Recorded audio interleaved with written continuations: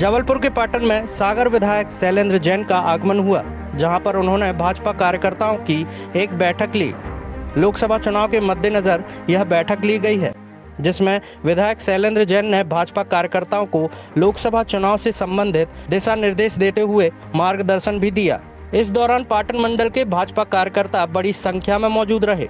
Media से बात करते हुए शैलेंद्र जैन ने कहा कि प्रधानमंत्री नरेंद्र मोदी की इस चुनाव में लहर है और भारतीय जनता पार्टी की एक बार फिर से सरकार बनेगी। वहीं उन्होंने कांग्रेस पर भी निशाना साधा और कहा कि कांग्रेस अनर्गल आरोप लगाने की कोशिश कर रही है।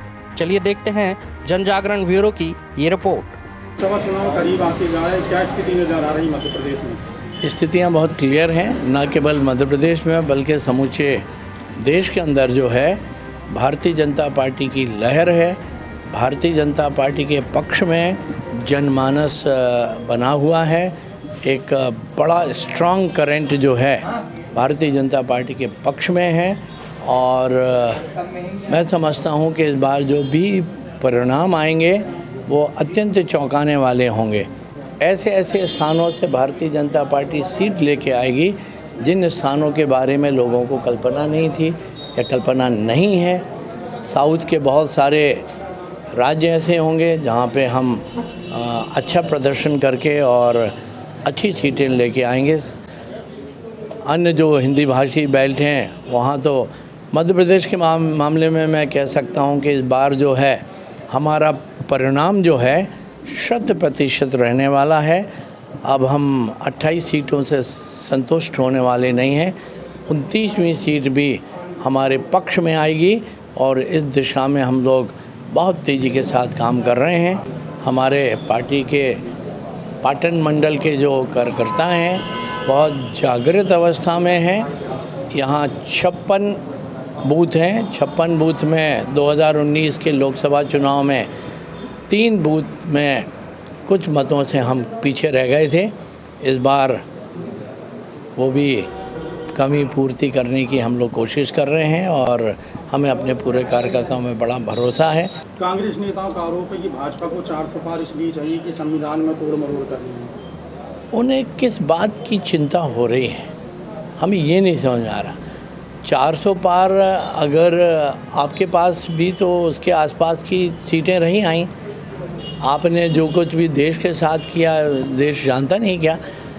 और इस तरह की भ्रामक जानकारियां डाल के आप किसी सरकार के आप किसी दल के मार्ग में कांटे बिछाने का काम करना चाहते हैं, लेकिन देश की जनता कांग्रेस को समझ चुकी है।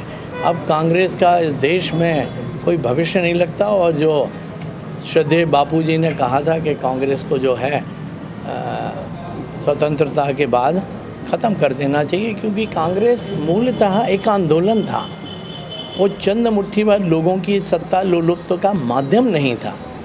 आज तो वो पार्टी सिर्फ एक परिवार विशेष के कल्याण का एक मंडल बन गई है, एक बोर्ड बन गया है और उसकी बार बार हर चुनाव में लॉन्चिंग होती है।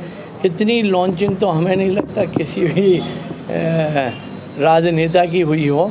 अब उन्हें आपको स्वीकार कर लेना चाहिए, अब उसमें कहीं कोई शंका नहीं है और उन्हें हथियार डाल के और किसी देशी किसी खाटी के व्यक्ति को आगे बढ़ाने के लिए अपनी पार्टी को देना चाहिए।